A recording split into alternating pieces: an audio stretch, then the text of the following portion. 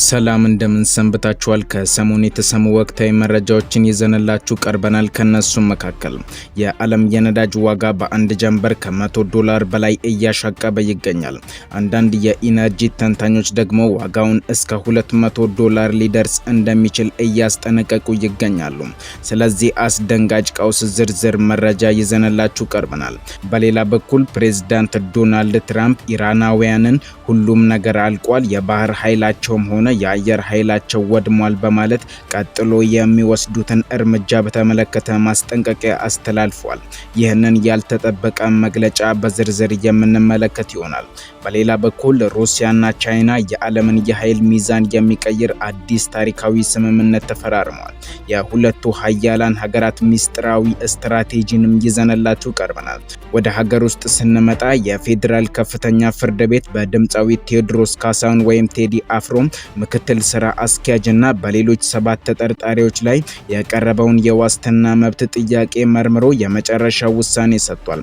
ፖሊስ ምን ሊያደርግ እንዳቀደ አዲሱን መረጃ በዝርዝር የምናቀርብላችሁ ይሆናል። እስከ ፕሮግራማችን ፍጻሜ ድረስ አብራችሁን ቆዩ።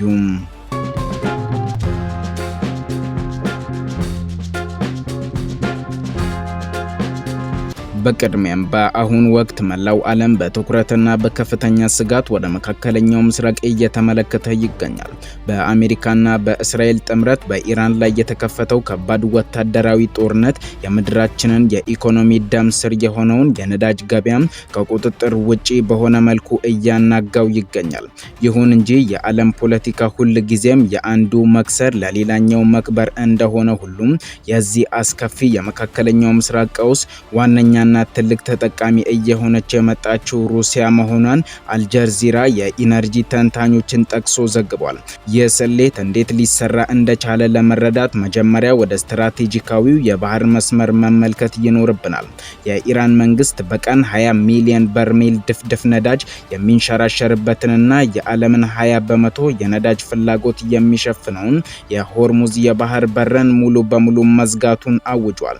ይህ መዘጋት በዓለም አቀፍ የንግድ ማህበረሰብ ላይ ታላቅ የድንጋጤ ማዕበልን ፈጥሯል። ቀደም ሲል በአንጻራዊ ሁኔታ ረከስ ብሎም በ$65 ይሸጥ የነበረው የአንድ በርሜል ነዳጅ ዋጋ በአጭር ጊዜ ውስጥ ወደ $100 እንዲያልፍ አድርጎታል። ይባስ ብሎም የዘርፉ ከፍተኛ ባለሙያዎች የባህር በሩን መዘጋት በቀጠለ ቁጥር አቅርቦቱ ሙሉ በሙሉ ስለሚቋረጥ ዋጋው እስከ $200 ሊደርስ እንደሚችል በከፍተኛ ስጋት እየገለጹ ነው። ይህ የኃይል አቅርቦት እጥረትና የዓለም ሀገራት የገጠማቸው ክፍተት ለመሙላት ያደረጉት ሽሚያ ቀደም ሲል በምዕራባውያን ማዕቀብ ስር ለነበረችው ሩሲያ ያልተጠበቀ የወርቅ እድል ሆኖላታል።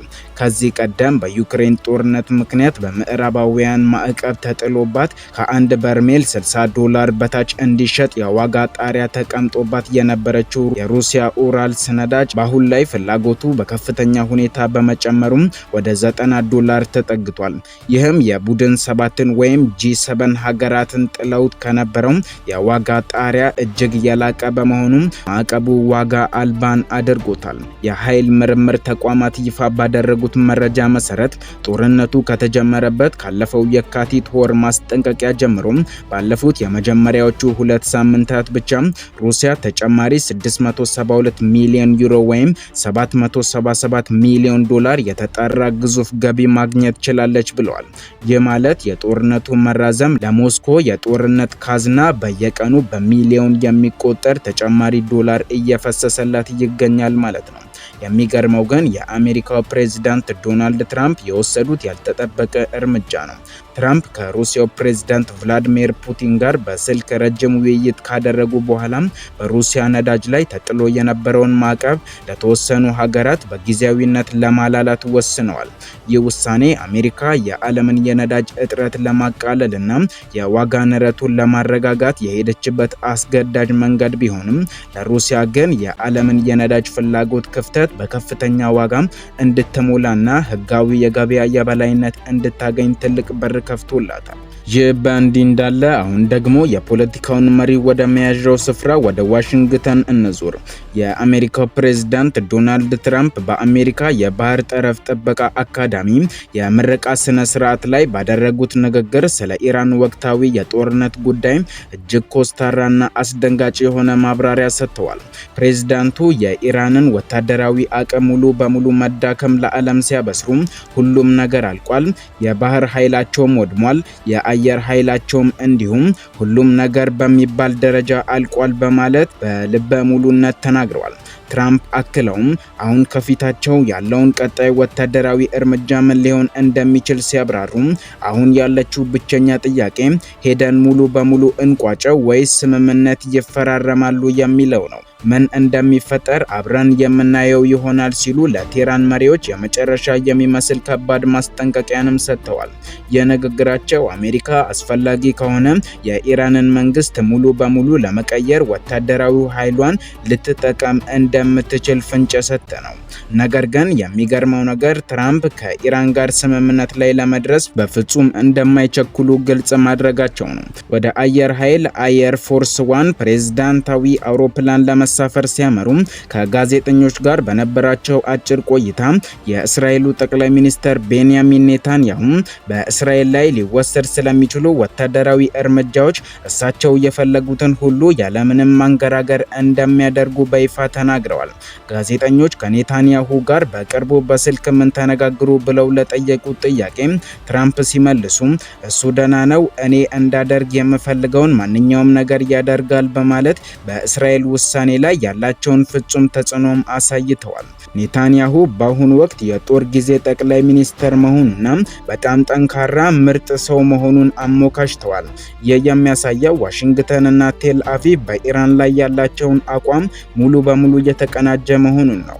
የሆርሙዝ የባህር በርን ብቻ የሚከፍትና የተኩስ አቁም ስምምነቱን የሚያራዝም የተወሰነ ስምምነት ላይ ለመድረስ ፈቃደኛ መሆናቸውን ሲጠየቁም ትራምፕ የባህር በሩን በአፋጣኝ መክፈት ይኖርብናል፣ ስለዚህ ለዚህ ጉዳይ አንድ እድል ብቻ እንሰጣለን፣ ሁሉም ሰው የመካከለኛው ዘመን ምርጫ ደረሰ እያለ ቢሆንም እኔ ግን አልቸኩልም ሲሉም ተናግረዋል። የንግግራቸው በታላላቅ ጦርነት ውስጥ ብዙ ህዝብ ከማለቁ ይልቅ የተወሰኑ ኢላማዎችን በመምታት ውጤት ማምጣትን እንደሚመርጡ ያሳያል። ፕሬዝዳንት ዶናልድ ትራምፕ ማክሰኞ ዕለት በኢራን ላይ ሊካሄድ ታቅዶ የነበረውን ወታደራዊ ጥቃት በድንገት መሰረዛቸውን ተከትሎ ለድርድሩ 2 ወይም 3 ቀናት አሊያም ለተወሰነ ጊዜ ሊጠብቁ እንደሚችሉ በመግለጽ የጊዜ ሰሌዳውን በሚስጥር ይዘውታል። በሌላ በኩል የኢራን እስላማዊ አብዮታዊ ዘብ በሰጠው መግለጫ ባለፉት 24 ሰዓት ውስጥ የነዳጅ ጫኝና የንግድ መርከቦችን ጨምሮ ቢያንስ 26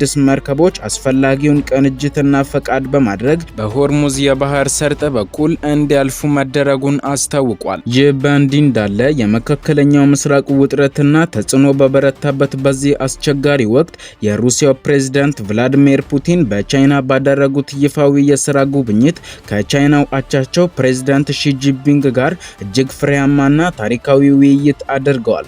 ፕሬዝዳንት ፑቲን በቤጂንግ ባደረጉት ንግግር በሁለቱ ሀያላን ሀገራት መካከል ያለው ግንኙነት ታሪካዊና ታይቶ የማይታወቅ ከፍተኛ ደረጃ ላይ መድረሱን በይፋም አውጀዋል።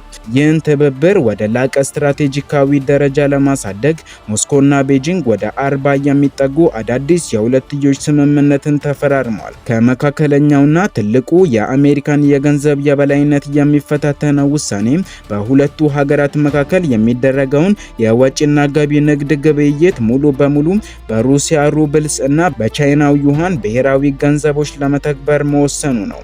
ይህም የምዕራባውያንን የፋይናንስ ማዕቀብና የታገዱ የዓለም አቀፍ የንግድ መስመሮችን ለማለፍ እንዲሁም የራሳቸውን የኢኮኖሚ ህልውና ለመጠበቅ ትልቅ እድልንም ይፈጥራል። ይህ በእንዲህ እንዳለ አሁን ደግሞ ወደ ሀገር ውስጥ ጉዳያችንና ወደ ትኩስ መረጃዎችን እንለፍ። በኢትዮጵያ የሙዚቃ አፍቃሪያንና በብዙሃን ዘንድ በትኩረት ሲጠበቅ በነበረው የታዋቂው ድምፃዊ ቴዎድሮስ ካሳሁን ወይም ቴዲ አፍሮ የቅርብ ሰራተኞች ጉዳይ ላይ ፍርድ ቤት አዲስ አዲስ ውሳኔን አስተላልፏል። የፌዴራል ከፍተኛ ፍርድ ቤት በድምፃዊ ቴዲ አፍሮ ምክትል ስራ አስኪያጅና በሌሎች 7 ተጠርጣሪዎች ላይ ቀርቦ በነበረው የዋስትና መብት ጥያቄ ላይ ትናንት ከሰዓት በኋላ የመጨረሻውን ውሳኔ አሳልፏል።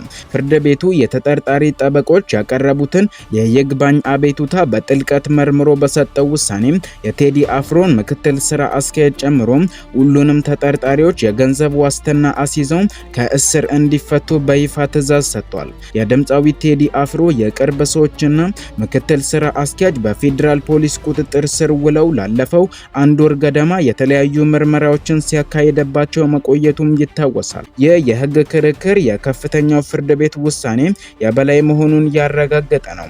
ነገር ግን ነገሩ በዚያ አላበቃም። ምንም እንኳ የፌዴራል ከፍተኛ ፍርድ ቤት ትናንት ከሰዓት በኋላ ግለሰቦቹ በዋስ እንዲለቀቁ ውሳኔ ቢያሳልፍም ይህ ዜና እስከተጠናቀረበት ሰዓት ድረስ ተጠርጣሪዎቹ ከእስር አልተለቀቁም። ይህ ጉዳይ በዛሬው ዕለት ሙሉ በሙሉ ግልጽ ይሆናል ተብሎም ይጠበቃል። ውድ ተመልካቾቻችን በየጊዜው እንደዚህ አይነት ወቅታዊና ፈጣን መረጃዎች እንዲደርሷችሁ ቻናላችንን ሰብስክራይብ እንዲሁም ይህንን ቪዲዮ ላይክ ማድረግ አትዘንጉ እያልን መልካም ጊዜ ይሁንላችሁ።